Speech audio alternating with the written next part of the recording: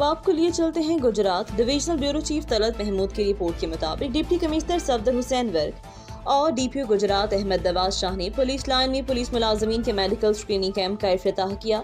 CEO health doctor Mohammad Abid, DHO doctor Ayaz Nasir, doctor Ghamkhwar Hussain Shah इस मौका पर मौजूद थे। डिप्टी कमिश्नर सफदर हुसैन वर्क ने कहा, मेडिकल कैंप लगाने का मकसद महकमे पुलिस के जवान और मुलाजमीन की स्क्रीनिंग करना है, ताकि अगर कोई जवान किसी खतरनाक बीमारी में मुब्तला है तो उसकी जल्द अज जल्द तशखीस की जा सके, फौरी इलाज किया जा सके। मेडिकल कैंप के दौरान हेपेटाइटिस बी, सी, टीबी, शुगर समेत दीगर बीमारियों के हवाले से टेस्ट किए जाएंगे। डिप्टी कमिश्नर सफदर हुसैन वर्क ने कहा, दीगर महकमों में अफसरान और मुलाजमीन की स्क्रीनिंग के मेडिकल कैंप्स का इनेकाद किया जाएगा। मेडिकल कैंप में लगाए मुख्तलिफ काउंटर्स इंतजाम का जायजा भी लिया। डिप्टी कमिश्नर सफदर हुसैन वर्क ने मेडिकल कैंप्स के इनेकाद पर महकमे सेहत गुजरात की टीम को सराहा।